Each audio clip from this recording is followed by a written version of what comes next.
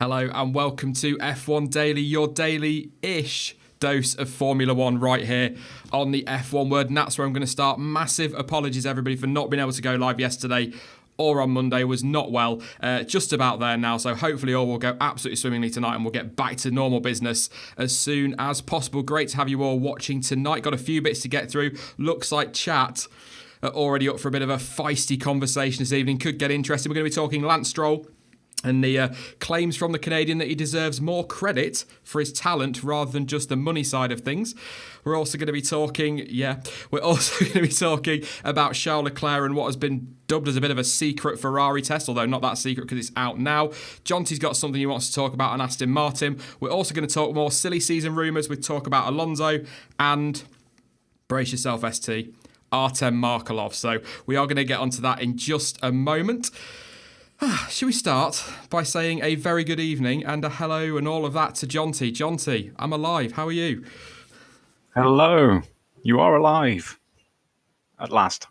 Yes, we are here. We're ready to go. Hopefully I'll hold up all right, but if I don't, Jonty, you're in charge, mate. So just bear that one in mind. Don't want to terrify you any more than I need to. And welcome back as well. Once again, making his second appearance, it's Dan. Hello, Dan. Hello. Very happy to be here again. Great to be talking to you gentlemen once again.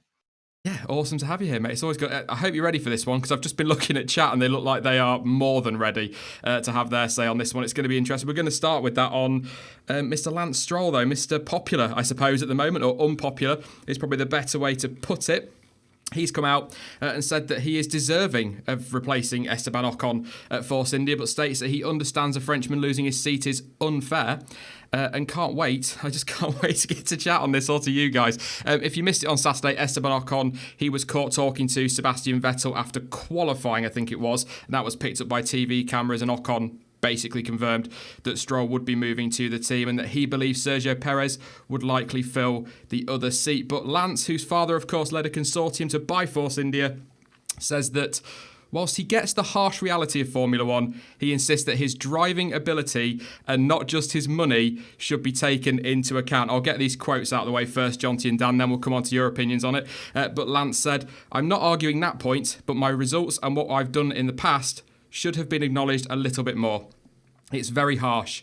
Sometimes a footballer has more ability, potentially, than another. It just happens to be that one gets thrown in a shitty club, nice, and another with less ability gets a great paycheck at a better club. I'm not disagreeing that the system isn't entirely fair all the time, but I deserve more than just a mention of the money that's behind me, and it's not entirely my father. Aside from him, I bring in partnerships with JCB, Canada Life, and Bombardier. So I think there's a separation between my father and I to a certain extent."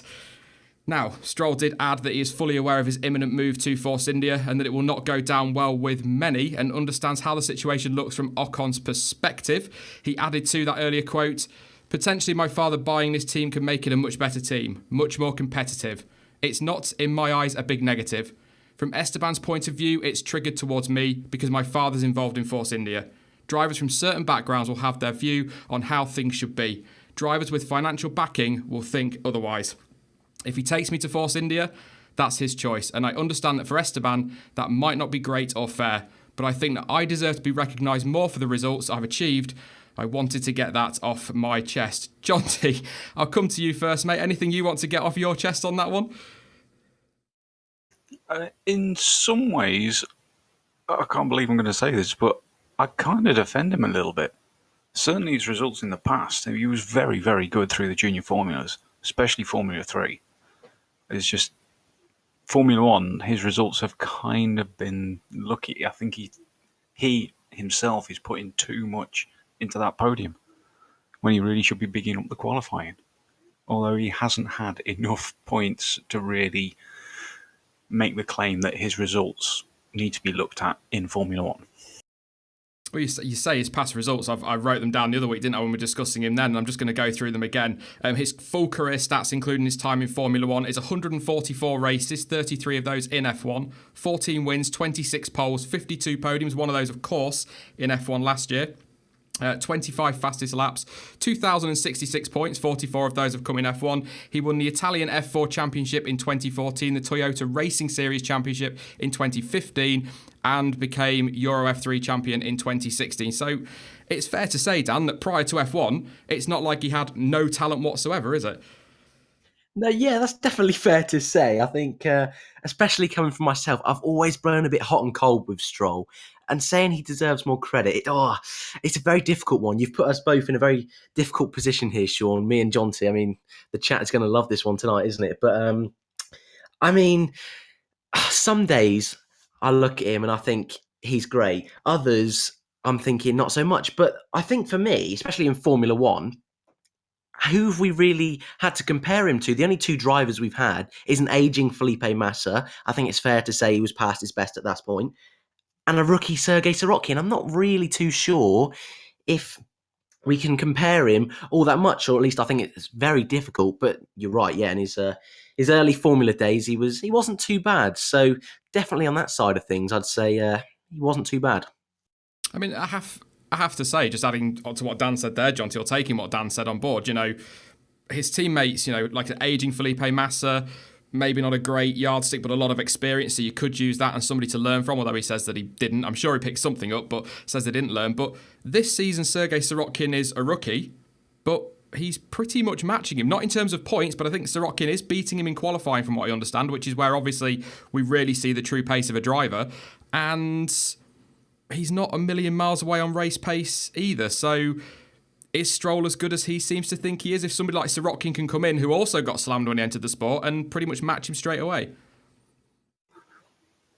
Well, there is a point that Ad Astra just brought up in the chat, saying that anyone with a sense of humility would leave it to other people to say they need more credit, which is very, very fair. He shouldn't be coming out and saying publicly himself that he deserves more credit, but the results do say that people shouldn't be quite as harsh on him. Like you say, the comparisons to Sorokin was always very, very quick in GP2. His biggest problem was consistency. There were some weekends when literally no one could get close to him, and then other weekends when he was bouncing off every barrier in the whole place. So that's a very difficult comparison to draw. He seems to have calmed down a lot now that he's come to Formula One. And he seems to be focusing on just improving and using this time he's got, understanding the fact that the car is terrible, and everyone knows it's terrible. Sorokin's taking it in his stride and just using that to better himself. Lance seems to be a bit at odds with that and can't get to grips with the fact that he's needed to develop the car. And I don't think he's got the feedback to give to the engineers to help with that. I have to say, well, obviously still talking Stroll, technically still related, but Sorokin has impressed me this year, Jonty. I was surprised. I was quite critical when he came in. I'd seen him in GP2, so I knew he was quick, but I thought he was another one that was just going to turn up, pay the money and drive around at the back of the grid. And although he has technically driven around at the back of the grid, it's not been embarrassing from a driver point of view, has it? No, absolutely not. And you can tell by the way he holds himself, he's never the guy on the radio crying to the team, complaining about this, that, and the other. He's always the one being quite calm, trying to look at how they can progress, which can't be the same. The same can't be said for Lance. I think this is the thing, isn't it, Dan? I did a poll on Twitter during the practice sessions last Friday because I was bored, if I'm honest. And I just asked basically if Lance Stroll got too much unnecessary hate. 62% of people said yes, 38% said no. And I used the word unnecessary because I sometimes feel like everybody gives him too much stick for the money side of things. It's not his fault that his dad is running successful businesses. That's just, he was born into that. And if he's going to get a helping hand from his dad, then that's the way it's going to go. But shouldn't that hate maybe be, or hate's a horrible word, but you know what I mean? That displeasure, if you like, should be aimed more at Lawrence Stroll rather than Lance Stroll.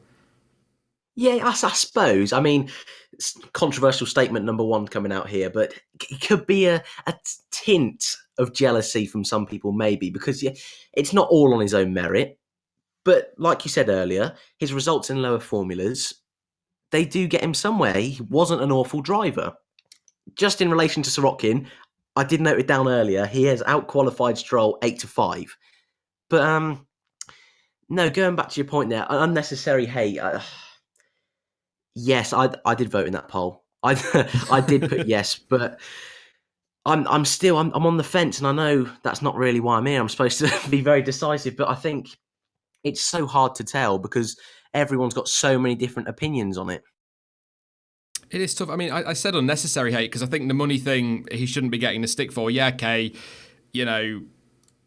would he have got to Formula One when he did without the money? No, probably not. Does that mean he's talentless? No. Had he demonstrated enough in lower categories, if you like, to show that he would have got to Formula One one day? Maybe, but I'm not convinced by that. But at the end of the day, I think a lot of the dislike for Stroll, if people are completely honest, is, and I can agree with it, is his attitude, Dan. I think his attitude when he gets in front of the media really stinks sometimes. And sometimes he'll talk and you'll think, oh, he's all right. But the majority of the time you think, who the hell are you? Yes. I agree with this 1,000,000%. The comments he made in Monaco, just during the race, complaining about the car, he's made comments about, he has a love-hate relationship with F1.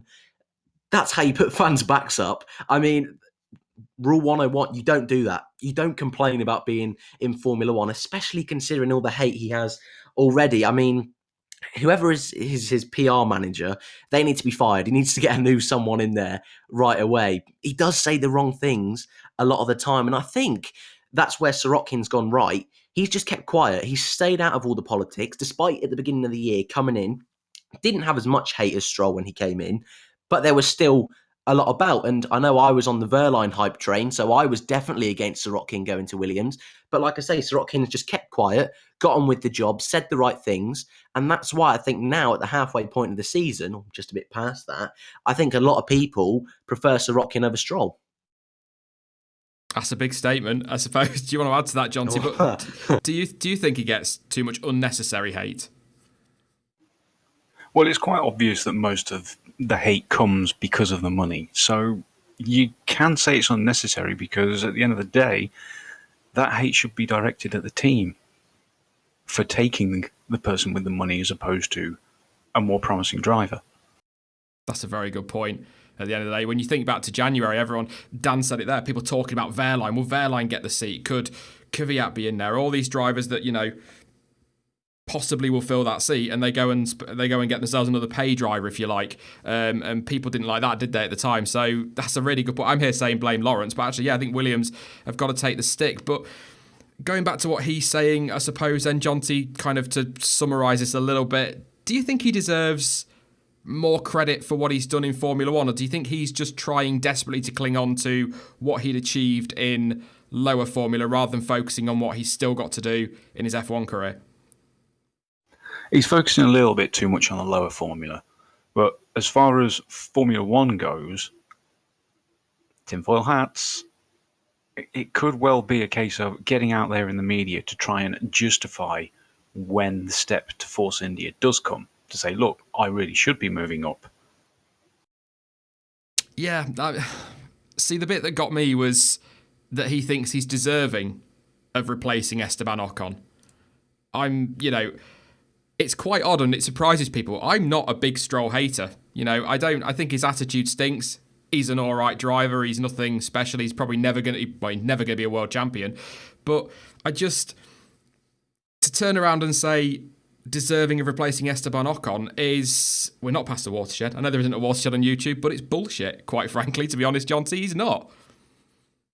No, he's not. That I must agree on.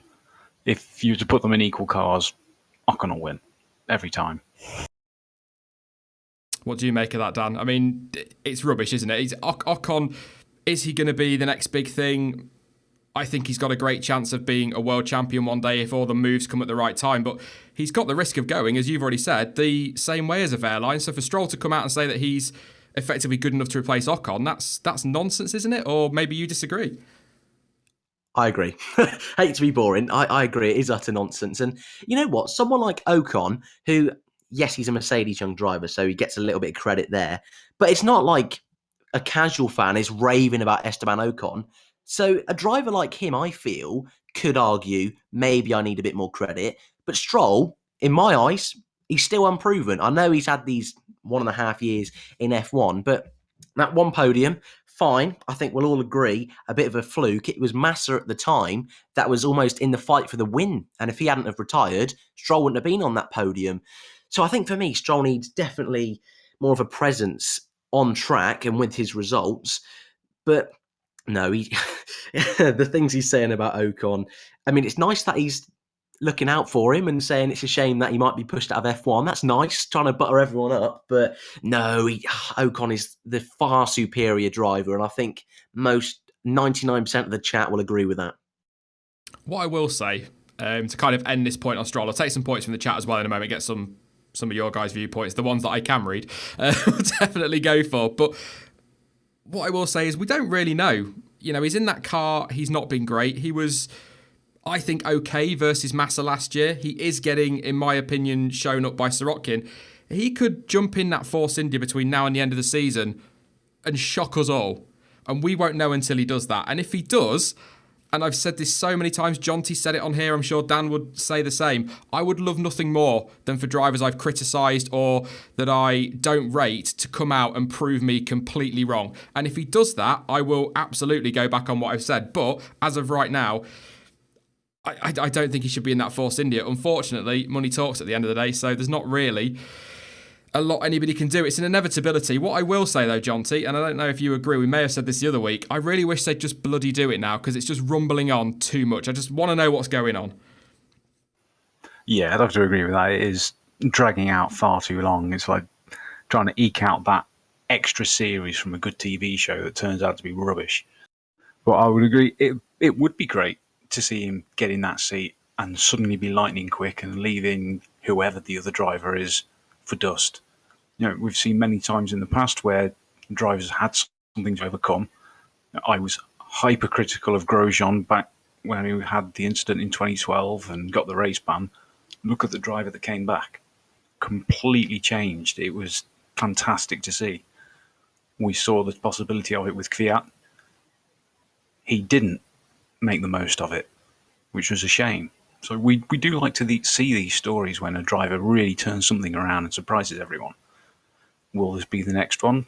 We can only hope. It's just we all hope that Ocon doesn't lose a seat because of it. We have to remember as well, don't we? Pay drivers, they're not a new thing in Formula One. Stroll isn't the first, he won't be the last. So some pretty big name drivers actually have been what we'd class now as a pay driver, wouldn't they? Thinking back, Jonty, there's been quite a few. I think Nicky Lauda, you'd say, would have been. I think Michael Schumacher. But I saw Racing say in the chat, sort of in the build-up and all the countdown, and he made the great point. Nobody in Formula One, no driver comes from a humble, if you like, background. They've all got some money behind them somewhere, even if it's just to get started karting or to get a team behind them. Sorry, I didn't catch that, mate. Am I playing up again? Is it my throat? I'll just get some points from chat. I think my voice is playing up again on the old Discord. Just have a look at the end last year. He was dire. He wasn't great last year, was he? Lance is the definition of a spoilt snob. Seems a bit harsh, but okay, fair enough. Stroll is hated for being rich. I think that's a good point. I think that's where a lot of the hate comes from with him.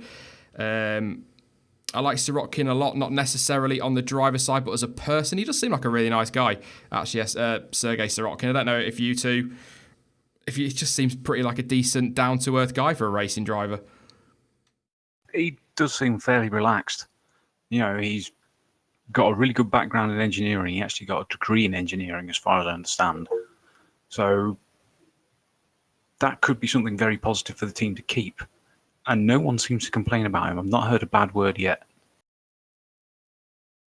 He is very consistent. So that's I think that's on Sirotkin. A couple more on Stroll before we move on. Ericsson versus Stroll. Let's not get into that one. There's no point. There's just no point arguing that one. One more. Stoffel is worst on the grid. Stroll is actually better, says Addiction. I could not agree less. I could disagree. I don't know. I do not agree with that, is what I'm saying at all. I don't agree at all. Stoffel's having a rough year. He really is. But we'll leave it there on your comments for that one because I've got a couple of bits I want to get through. I think Jonty's got something he's hiding away as well. But we're going to go for... I think we'll go for Charles Leclerc now. We could have jumped onto the Markelov stuff, but we'll go straight to Charles Leclerc. He's been linked heavily, as you will know, over the last few months with a seat at Ferrari for 2019. He's been impressive this year. I think a lot of people will accept that. However, that talk has kind of cooled a little bit of late after rumours that Kimi Raikkonen was set to sign a new 2-year deal. They began to circulate about a month ago, I think it was, but there's been no official word from Ferrari as yet as to who will be Vettel's partner next year. But with F1 in Monza this weekend, don't be surprised if we get some sort of announcement. But something interesting came out earlier this week, and that is that Charles Leclerc actually drove the 2018 Ferrari at a promotional filming day at Monza back in July. All right, filming days are just for marketing and whatnot, but they do still give teams a chance to gain aero and engine data, as well as data to kind of assess the drivers and see where they are. So it's not a huge deal because it's not a proper test, but it is something that they can use. And I think there are things like you've got the aero, you've got track data, driver data, all that information they can use to just assess whether Leclerc's ready or not and how he settled into that car straight away. It should also be noted, by the way, it was on motorsport.com, I think it was. The day would also have been beneficial for other real-world reasons, including first experience of the resurface, start-finish straight. They've decided to get rid of that bump finally after all the problems last year. And as I said a moment ago, there's no doubt they would have been keeping an eye on Leclerc's track data and his performance as well. And also, I will say, before all the Ferrari international assistance nonsense starts, the FIA has got strict rules laid out to the teams to stop them gaining any real competitive advantage at these filming days. 100 kilometres of running, I think they're allowed up to twice a season, I think it is. And they also use special demonstration tyres made by Pirelli. But the reason I wanted to bring this up is because obviously we're going to go into talking silly season anyway. Is this going to realistically help their driver decision process at all, Jonty? Or do you think that's already made and this Raikkonen stuff is all pretty spot on?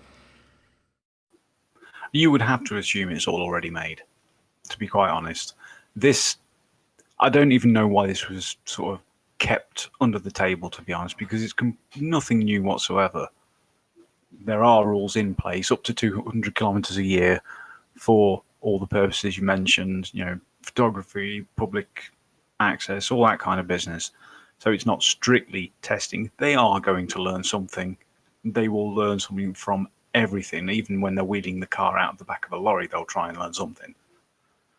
But this, I get the feeling it's the rest of the paddock making a bit of fuss over nothing.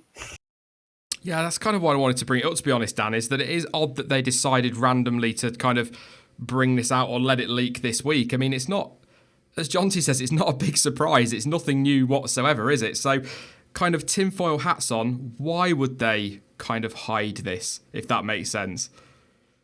Well, my tinfoil hat is firmly on, and I've never wanted you to be more wrong, Jonty. I would love it if this weekend we got a very juicy announcement from Ferrari at their home track. But I've got a question. Why, if Raikkonen had signed a deal, I'd love to know what you two think about this. If Raikkonen had signed a deal, why have they waited so long?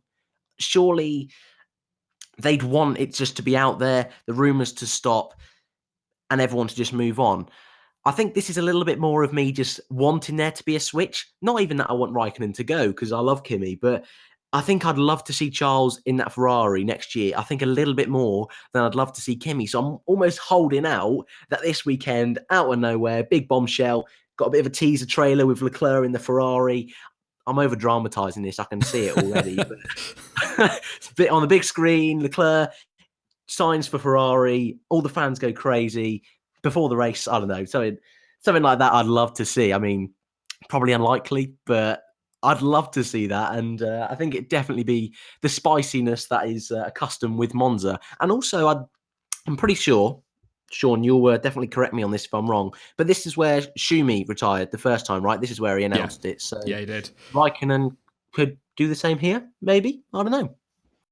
He could do. I mean, look, I like Kimi. I don't think I found anybody that doesn't really like Kimi. He is a bit of a walking meme these days, but I just feel like, and we've discussed this a lot, haven't we, Jonty? It kind of feels now with Alonso retiring, it's maybe time for Kimi to go as well. They debuted at the same time. Why not retire at the same time?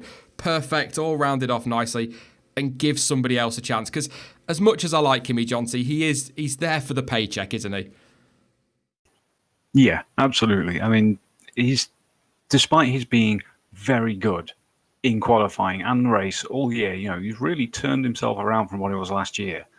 He still doesn't look like he wants to be there. I'm I do like Kimi. Everyone likes Kimi, but I'm kind of bored of him, to be quite honest. It really is that point that he's taking away a seat that someone desperately wants and will do anything to get in there and will really perform when they're in there. He doesn't. So it would be nice for him to just bow out on a high, maybe get a win by the end of the year, if Ferrari allow it. But as far as Dan was saying about if there is a deal done, why wait so long? That's quite simple. We're all talking about it. Everyone's talking about it all the time. That's exactly the reason Hamilton's took so long, in my opinion. No matter what they say, I'm pretty sure Hamilton's was done and dusted way back in April. Possibly even earlier. And they've just been dragging the media along to get more traffic out of it.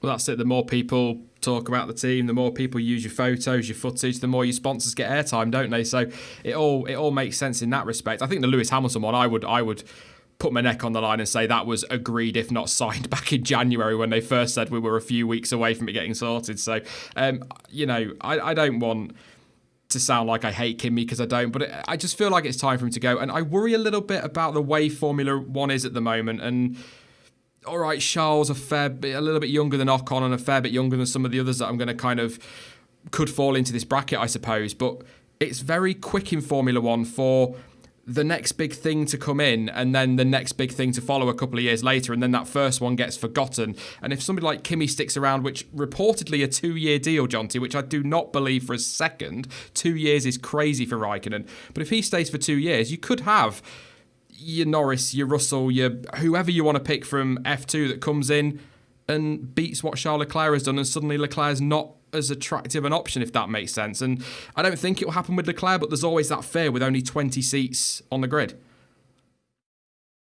Yeah, it is a very big worry, especially with the amount of talent that is coming through. All of the drivers are constantly improving in F2 at the moment. It could be disastrous for Leclerc. It's a worry. Like I say, I don't think, Dan, that Leclerc would be in danger of that for a while. He's still very young, but I think the point I think possibly made last time you were on the stream as well, Dan, is the simple answer to all of this. I say simple, the expensive answer to all of this for some people is more teams, more seats, more places for drivers to go, and that would help Ocon out as well. I don't think anyone's against more teams. That would be completely ideal. But I think with Raikkonen, if he doesn't move on, this, like you mentioned, it creates this whole backlog of drivers throughout the different formulas. I mean, 2 more years for Raikkonen. Well, that's Giovinazzi are pretty much out of a seat unless Ericsson moves on, and I don't think Ericsson will. Then you've got the boys in F2, Fuoco, Delatraz, and even in F3 where you've got Callum Ilott. That's Callum Ilott completely... Well, he's years and years away now from F1. At least if Kimi moves on, there's potentially a few seats at Sauber, potentially a couple of seats at Haas and a few years down the line. So really, unless Kimi moves on, like you say, it's got to be more teams, or else Ferrari and a lot of the other big teams in F1, they're going to be really stuck with this backlog of drivers, of talented drivers, and they're going to be pushed to the wayside like Verline and even John-Eric Verne pushed away to other formulas like Formula E, like DTM. And at the end of the day, that's such a shame for some big talents. Yeah, I think more teams is the answer. I'm going to move on to this, though, and that was just so seamless, Sean, so clever. There's a man who helps me out big time on the F1 word. You may have heard of him. That man, the legend that is Mr. Jonty, has been scouring the internet and digging up some interesting stuff for us to discuss on these streams, and you found one that could potentially have some interesting ramifications, for want of a far better term, for 2021, more specifically in terms of possibly new team. So let's be dead cheesy about this and head over to Jonty's corner. I've been waiting to say that for ages. What have you found for us, mate? It's not been that much digging. The problem is, for you, it's been out on the regular news, which I'd imagine you don't pay much attention to. You're looking at all of the sports news. Aston Martin have made an announcement today that they are planning to get their IPO, which is their initial public offering prospectus, done by the 20th of September to float the company on the stock market for the first time ever, which could, in theory, bring huge amounts of revenue in for the company. really bringing forward that chance of them running a team to come in 2021. It's a great positive, isn't it? I did a little bit of reading, not a huge amount, so I was trying to get everything else sorted. But going right back to when the initial kind of draft blueprint, if you like, was put out in Bahrain, Aston Martin tweeted, didn't they, that is something they would definitely be able to come into the sport with effectively if those rules were passed. I mean, that's all changed now since obviously the engine formula might not be changing now till 2023, which is crazy. But anyway, to try and get these new teams in. But I think that's a huge positive, and it's a name that, to be honest, John T, I think them and Porsche, I'd be very happy if they came in. If they could bring Cosworth as well as an independent engine supplier, we'd be set for 2021 and onwards. Yeah, very much so. I mean, Cosworth is something of a dream. But as far as Aston Martin goes, this is definitely a step in the right direction. Because I've been reading up some bits. The last sort of luxury car manufacturer to properly float on the stock market, coincidentally, was Ferrari 3 years ago. That sounds crazy for such a world-renowned company, but it only went public in 2015, and it floated with a market value of $10 billion. Today, just 3 years later, it's a market value of $24 billion. Now, Aston Martin are expected to float with a market value of $5 billion. What could that be when we get to 2021? And they've had all that time building up money, all of this talk around Formula One, which Liberty are pushing worldwide. It's, the awareness of it is growing all the time. They could have plenty of money to sink into it. That's huge potentially, isn't it, for them, obviously, but also for Formula One, because we've just been saying, haven't we, Dan, we desperately want more teams, but it'd be even better if we could get manufacturers rather than just teams, because obviously we saw with, who were they, Team Lotus, I think, were they Virgin when they first came in, and HRT, independent outfits are going to struggle financially, so if Aston Martin can make this work, get the money in, come in as a manufacturer, it's looking pretty sweet for them and for Formula One. Yeah, exactly. And the Haas model, independent team, but are they really independent? And I think that's the risk now, because Haas have done their model so well and that's succeeded so well. I think there is a risk that Mercedes will look for a B team, which I certainly would not like. I think most of us would agree. Well, I don't know, actually. I'd love to know your thoughts on B teams. I'm not a fan of. So car manufacturers, that is the dream. If we can end up with, I suppose, 3 more teams, I would like to see. Might be a bit of a hectic grid, but I got no complaints about that. But for 2021, if we can get in 3 more manufacturers, I'd love that. That'd be fantastic. I think with B teams, I don't like the idea of, for example, Red Bull, let's say, for argument's sake, selling a chassis to Toro Rosso. I don't like that idea, and then having the same engine and being completely controlled. But I have no real issue with the Haas model. I think they've stayed well within the rules. They've played it brilliantly. It's worked out for them financially, and they're competitive now. And all right, they're probably never going to win a world championship whilst they've got that agreement with Ferrari, because I just don't think privateer teams can win world championships. Now, Red Bull possibly aside, do we class them as a privateer team? I suppose they are, because they're not a manufacturer, are they? But I quite like the Haas model. I think it works for Formula One in its current state, if that makes sense. If they sort out the cost capping, get money sorted, then no, absolutely. Everyone should go in, proper constructor status, and do what Williams always moan about. Be a proper constructor, build your car and everything like that. But until that's sorted, I have no problem with the Haas model at all. Yeah, that's fair enough. I think I'm more on the Williams side. I think the dream is that, 12, 13 constructors have their complete own team, complete separate entity. But I think you're right. I think that's probably a dream too far nowadays in Formula One, especially with all the help that's available. And you're right, the Haas model has worked well. I think it's more the Toro Rosso model, like you say. That's the more of the issue rather than Haas. But yeah, I agree with you there. What about you, John T? I don't have a problem with it. It's not ideal. No one will disagree with that. But if it gets us more cars, more action on the grid, then I'm all for it. As you both said, it's clearly worked with Haas, and the progress this year shows that some kind of affiliation is clearly working for Sauber. Then that's clearly going to be the way forward. if they go for full-on B teams, there would have to be some regulations drawn up and policed somehow, so there isn't sort of super obvious inter-team rules, because that would kill things. But it's definitely a step in the right direction just to get us more cars fighting. Yeah, I agree. I think it kind of fixes it for now, doesn't it? It's a bit like patching up a few cracks in the wall, but it does the job. So, but going back to your original point, John T, do you think this looks like Aston Martin are aligning themselves to come to Formula One, or do you think it's more they're just getting things in place so the option is there if they decide to make that move, or is it nothing to do with Formula One at all? Well, on the surface, it's nothing to do with Formula One. However, it just ties in very nicely with the interest they've shown this year. And you've got to think it would take 6 months to get a flotation prospectus drawn up accurately. The timing is roughly right, and it really would set them in good stead. And once they do make that move, we can only speculate as to how much more, public visibility Liberty have got for F1 in that time, because they're really pushing it a lot this year, and that's still 2 further years to go. It could be very much a profitable direction for a manufacturer to be in. I hope so. It'd be great to see them in Formula One. It really wouldn't. Like you say, all of it seems to have aligned at the right time, doesn't it? So we'll hopefully we need some new manufacturers. That's one thing for sure. But we're going to talk silly season very quickly before we get to Q&A. Who do we start with? I'm going to go with Markelov. Screw it. I'm going to do Markelov. He's been linked to Williams. The Russian has indicated that he will either move up to F1 next year or stop racing. I can't see him doing that. He's too good to be doing that.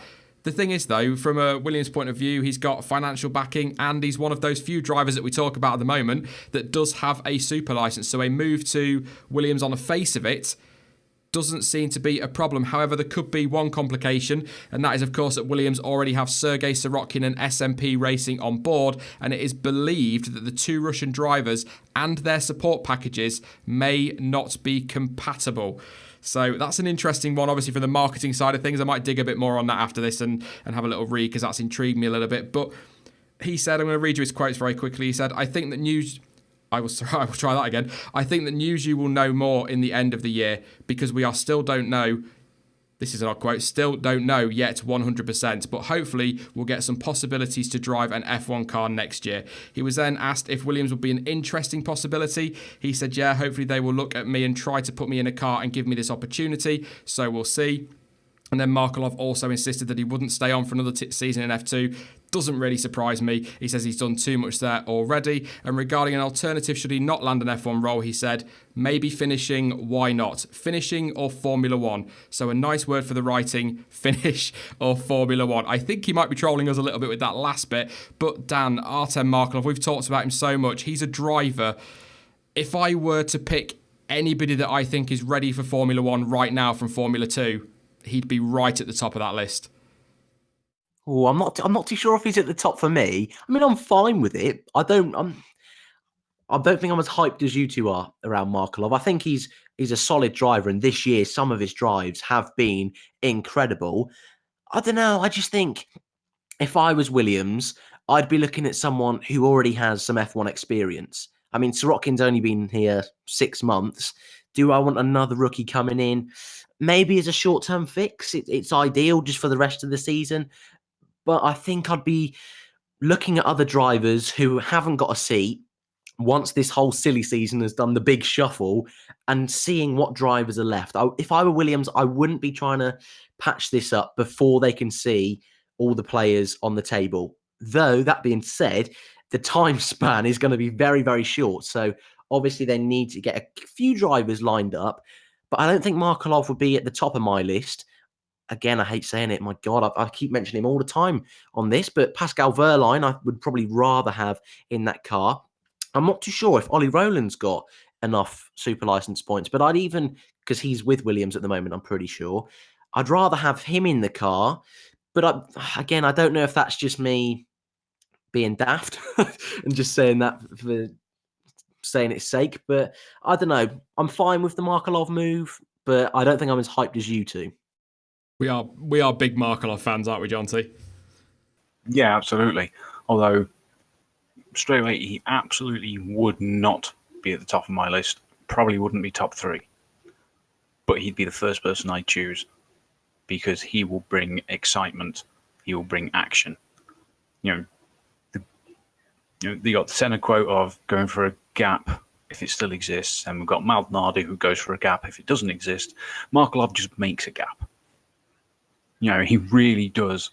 People talk about Ricciardo's aggressive overtaking. It's nothing compared to the way that Markelov will throw a move up the inside or the outside. It doesn't matter. He doesn't care which side it is. He will go for it. That's what makes him so entertaining to watch in F2. Yeah, he's not always at the front, and he's not always quick. I've seen him struggle quite a lot when he's out by himself trying to run away with a race.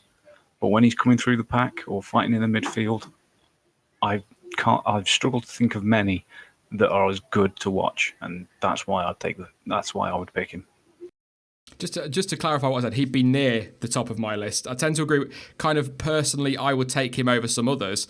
But one thing I would say is, if I were Renault, Force India probably as well, Haas, a team like that, I wouldn't take Markelov. But a team like Williams, nothing to lose, who need a driver that's going to be aggressive, and like you've just said, Jonty, make that gap to try and get a good result, he'd be perfect for them. But from a Williams point of view, and I'm not going to let you say Esteban Ocon, who else is there that could fill that seat? If we're not talking George Russell, we're not talking Esteban Ocon, as Dan said, somebody with F1 experience who can go alongside Sirotkin next year. I'm going to let you fight amongst yourselves to decide who wants to answer that first. It's a very difficult question because realistically, looking at drivers gone from the sport, the only real choice would be Button, and he's never coming back. It would be kind of poetic, back to the team he started at, but I don't see it happening. What about you, Dan? Yeah, ex-F1 drivers. I mean, there has been rumours recently about Buemi and Verne coming back. I'm not really too sure about that, but I mean, their options. I mean, they had the rest of last year. He wasn't terrible, but they're so limited. These options. It's got to be not a Class A driver, which I think they don't need. But I don't know. It's a very, very difficult one. Like Verline for me would be the number one. Unlikely. I will mention it because I'm sure people in the chat are mentioning it. Kubica always being thrown around with his seat. I don't think so. I think being a Kubica fan, people expect me to want him to come back, but I don't think so. I think he's not got the speed. His limitations, I think, would hurt the team. And like you say, they need someone who's going to put them on the map a little bit, get them out there, get them on TV, even for those tiny bits of sponsorship money and awareness with the fans. A Markelov or a driver of a similar sort of stature, that's going to do better things for the team than a driver like Kubica. So it's a very, very difficult one. I wouldn't really know who to put my money on. See, I'll upset people now when I say this on Robert Kubica. He is a great guy. His story is incredible, and seeing him in that car will cap it off beautifully. It would be fantastic in terms of marketing for Williams. There's no doubt about that.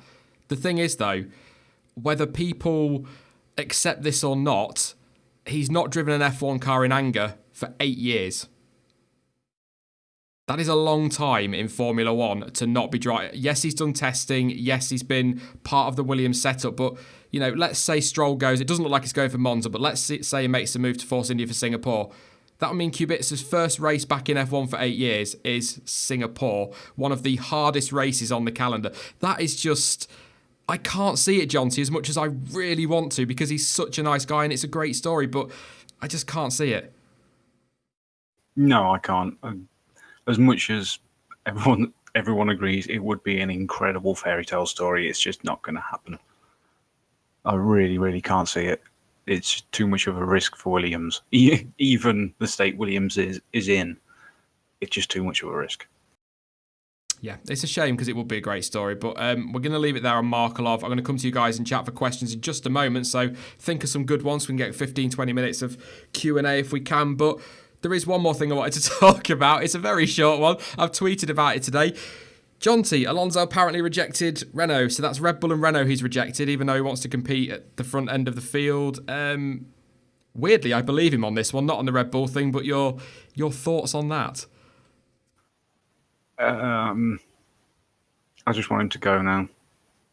Every time he comes out with something like this, it just chips away a little bit at his reputation and the respect that he's gained over the years. Just stop. I mean, I will say, Dan, it's Fernando Alonso, double world champion, regarded by many as one of the best on the grid. So he's going to get lots of offers, isn't he? But why is he coming out every other week and saying, I rejected them and I rejected those? And what's next? Sauber? Maybe? Is he going to reject them?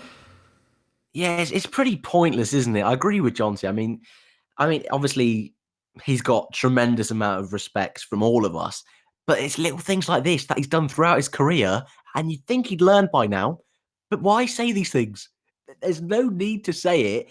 I think he's trying to prove that big teams still want him. They still want him in their plans. But I think we know that. McLaren still wanted him. So there's no real reason why he needs to be doing it. But that's the Fernando Alonso we've got to know and love through all these years. So why change now? Mercedes and Ferrari apparently didn't want him. I'm sure that's going to change from Alonso's perspective in a couple of weeks. He'll probably say that he turned down Mercedes. But yeah, I get what he's... I think racing kind of steps on my point, but he says Alonso is just working very hard to get people to talk about Alonso. I was just going to say, he's just out there, isn't he, Jonty, stirring the point and trying to get people talking about him right up into Abu Dhabi when he can just disappear. Yeah, he's trying to keep that limelight. Unfortunately, he's just doing it in completely the wrong way. It's frustrating. I kind of agree that it's a little bit unnecessary to be doing that now. He's decided to go. Interesting now, actually. I read something, I think it was last week, actually, when he did his statement to say that he was leaving F1, he didn't say the word retirement, but he did an interview possibly with Spanish media where the word retirement was used quite a few times, and he kind of said that. So I think he's gone. It's just unnecessary for me to be really having that conversation in the press. I think he's trying to stir things. I don't believe the Red Bull thing. I don't know if you guys agree with that, but the Renault one I can believe. You know, they were looking for somebody, weren't they? So, yeah, but no way would he have rejected Red Bull if that offer came. No, not a chance. Absolutely not. I'm just not really too fussed. I think he's gone. I mean, I don't really read too much into it. Although I do think it's quite interesting seeing him spat on social media against Christian Horner. That amuses me. There was one other little thing that happened today. I don't know if people have seen it. You heard about the big display that was done at the festival in Milan? Oh, yes. Mm. Where Mr. Vettel was displaying his car and kind of smashed the front wing into a curb. Yeah, not his. I thought only Max could do that. I'm gutted they didn't do one in London this year again because that was awesome the other year. But yeah, I don't really know what to say to that. But we will take a few of your questions before we disappear. Just make sure chat opens today. Hey, work first time. Let's have a look at what we've got in here. I've seen loads go through, and I think I probably asked you for questions too early. I'll scroll back up now. If Stroll comes in, Ocon just sits out, is one question put forward. The thing is, he doesn't fit in the McLaren, if reports are to be believed, Dan. So if Stroll does go to Force India mid-season, which it sounds like he's going to, it is a case of kind of when, not if. It may well be that he's got to sit out to the end of the season, but I think he'd be better going to McLaren than, say, Williams, which is apparently the other option. Yeah, Mike, I agree with that. I mean, it's very strange that he wouldn't fit in the car. I mean, that's a very odd thing to come out with. So I kind of believe the reports, but I also, at the same time, you got to take everything in F1 with a bit of a pinch of salt. So I don't know. I mean, I think he should be in F1 till the end of the year. And if he has to go in the Williams, at worst, I'd rather see him there than out completely. But I mean, we're just going to have to wait and see. McLaren, yeah, is the preferred option. But if it has to be a Williams, then I think he's got to take it. Yeah, I would hate to see him in the Williams, but at the same time, I'd hate to see him go from Formula One. But I don't think sitting out the rest of the season. It would hurt him. Of course it would. He's a racing driver, wants to be racing, but he's still got plenty of time left. But all those people, I will say, back to the Stroll thing, all those people that are kind of pushing the blame on Lance Stroll for taking Ocon's seat, yes, okay, fine, pop some blame on him. But let's not forget, Jonty, Toto Wolff and Mercedes could be doing more to get him a seat. We've had this with Airline, didn't we? They kind of didn't get it done, and they've got to take some part of the blame for this. Yeah, that's true. Although this isn't a new thing. We have seen it in the past when drivers weren't able to fit in cars. I know it's going back a little bit further. We had Mansell in the mid-90s. And I'm sure there was someone else during the noughties where things had to be changed because the driver couldn't fit. But during a season, that makes it very, very difficult. So I think it's probably true. It's just a shame that, like you say, he would end up in a Williams. I mean, I think he's 6'1", I think, something like that. And quite frankly, without knowing their measurements, Van Dorn and Alonso are not 6'1" by quite a way. So, you know, there have to be a big change to that car, and there's absolutely no way they can do that. I mean, well, they could, but they're not going to when everything's got to be focused now on next year and the big changes there. So I don't think so. Why did F1 even go down to 10 teams only, says Palinut? As with everything with Formula One, it all came down to money.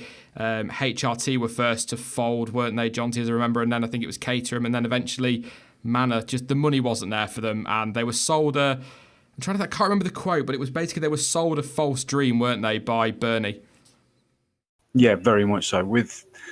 I think the biggest problem was the fact that you've got that 2-year delay, and then at the end of the third year, you can get your column 1 payment. That, I honestly think that needs to go, because it's just too difficult for new teams to come in knowing that they've got to completely finance 3 years solo before they can get anything out. That's just too much. Here you go, Jonty. Said Head 2 and Stupid Fat Kid Studios have said it was Mansell in 95, Alesi and Frentzen in 2001, and I nearly said this one, Justin Wilson in 2003, that couldn't fit in their car. So I nearly said Justin Wilson because he was tall, wasn't he? He was really tall. Yeah, he was a giant of a man. Bob Swift, thank you very much, mate, for your contribution. Really do appreciate that. Says, can Williams be competitive at Italy with a Mercedes engine? Well, to be honest, Dan, I'd have expected them to be competitive at Spa with that engine, but they were better, but they weren't great. So, I mean, in theory, they should be fairly quick this weekend, but I'm not holding out much hope. Yeah, I mean, fingers crossed for them. It'd be great to see them fighting in the midfield. And I mean, at Spa, they're better than McLaren, so that's something. At least they're not the worst team on the grid. But I mean, yeah, it's more of a fingers crossed than anything else. I wouldn't definitively say they're going to be near the points. But I mean, it could happen. We might show up and they're in there. They're fighting at the lower end. I mean, 9 out of 10, this is very, very unlikely. But again, in F1, you never really know. So it might. Very unlikely. Fingers crossed. One thing, actually, I'm not going to get on a rant about it this time, but I will say the viewing figures and whatnot, if you like, are out, Jonty, for this part of the season on Sky and Channel 4, and Sky haven't even hit 1 million viewers a week, like, per broadcast. I mean, that's crap. Why are we going pay TV if they can't even get 1 million people to watch in the UK, which apparently has the biggest F1 fan base in the world in terms of viewership? Yeah, because it's too expensive. Very simple. As easy as that. Channel 4, by the way, for those interested, 2.5 million when they show the races. So if those 2.5 million can't find another stream and want to come and watch me talk about it for 2 hours, that's fine. That's a terrifying thought, so no. But yeah, I just don't get it. I can understand from a Bernie perspective that it brought in the money, and from a team perspective that the money gets divided up nicely for them, but from a fan perspective, it's rubbish and it's no good. Less than 800 and something thousand, I think it was. I mean, for a sport that once upon a time had a global audience of something like, I don't know, 800 million, I think it's down to 300 and something million because of all this move behind a TV paywall. But I'm not going to get back into that one because I could rant about that for hours, and I'm just not going to do that. Thank you very much, Oliver Thompson, for your contribution. Really appreciate it. It says, Vettel becomes World Drivers' Champion, Hamilton retires, Ocon to Merck. John, you said something similar the other day, didn't you? It would be brilliant, wouldn't it? That would really throw the cat among the pigeons. But I don't think it's impossible. I'd say it happened with Rosberg. He'd already signed a 2-year deal, so who knows? But I honestly think if Hamilton, I think we've agreed on this before, is that if Hamilton wins, he'll stay. But if he doesn't win, there's a good chance he'll go. I think, yeah, if he doesn't win the title, he'll at least consider it. And I've always said, Dan, when you go back to when Rosberg decided to leave as world champion and retire, Hamilton was quite critical of him. A lot of people were. And I think Hamilton, if he, as Jonty just said, if he wins the title, 100% will stay to defend it until he gets to a point where he feels he's too old to continue or doesn't want to continue. But if he doesn't win it, I think he'll always sit down. Let's say Vettel wins it in Abu Dhabi this year. I can see him sitting down for a couple of weeks and thinking, do I want to go again? Even though I don't think he will retire this year, the possibility is there, contract or not. Yeah, I mean, the contract doesn't matter in my eyes. I mean, in F1, we've seen many times contracts just be completely disregarded for moves, for retirements, for whatever. A few times this year, I've thought Lewis has seemed a bit disinterested, even in the race at Spa, when he seemed to just completely back off. I know the pace difference between the Merc and Ferrari was pretty ginormous, but he seemed to back off. His comments at the end contradict that. It seems like he was still interested, but it wouldn't completely shock me if he did walk away at the end of the year. And I think you're right. If he doesn't win it, it's almost perfect timing because I don't think he'll reach those 7 world championships that I think he's sort of searching for. But, I mean, it'd be great to see Ocon in there next year. I don't know. It would be very interesting for sure. See, I'm probably in the minority, but I don't think he's interested in the records. I don't know why. I just don't get that feeling. I think Vettel would absolutely love to be 7-time world champion, and you know, Schumacher was his hero, wasn't he? But I think you've said it as well, Jonty. Since Hamilton matched Senna, that's kind of it almost feels like that's what he wanted out of records. Yeah, it's always your heroes that you're going to aim to match or beat. And Senna was always Hamilton's hero.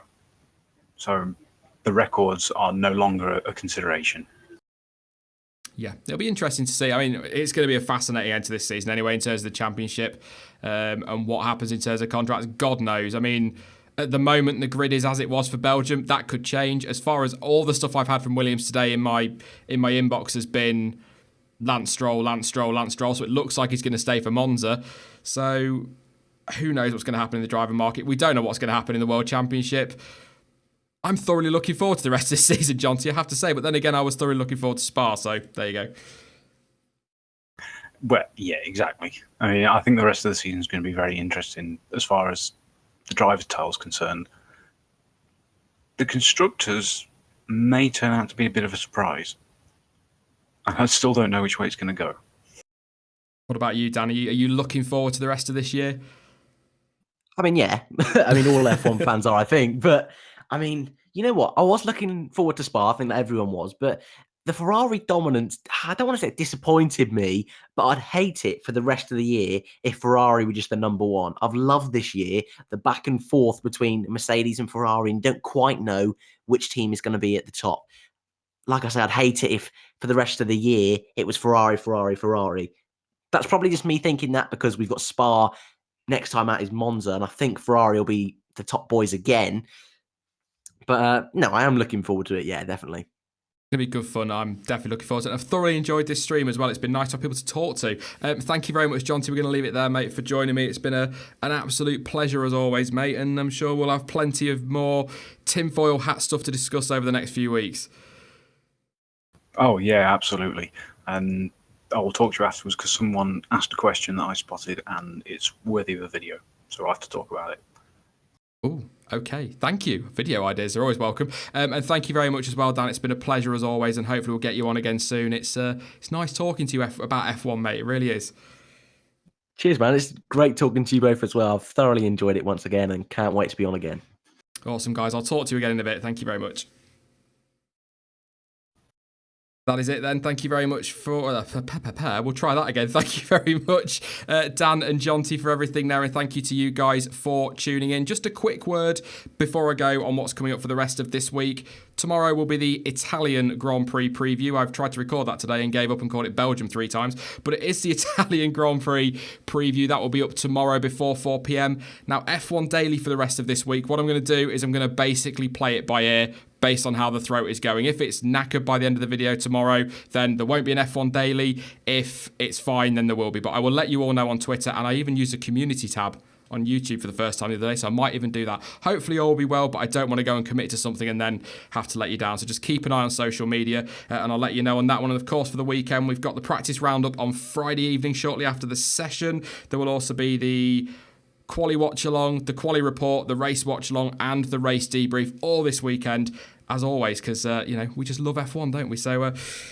that is it from me for this one. Like I say, the Italian Grand Prix preview will be up tomorrow. I will be back with that, and then it will be the weekend pretty much from then on in, all about track action. Cannot wait. Don't forget to follow me on social media for any updates on any content that is going to be coming. Links to Twitter, Instagram, Facebook, and to Discord are all in the description. And don't forget, please do go check out Dan's channel, Jonty's channel. They're in the links. They're linked in the description down below as well. But as ever, thank you for watching. I've been Sean. This has been the F1 Word. And until next time, goodbye.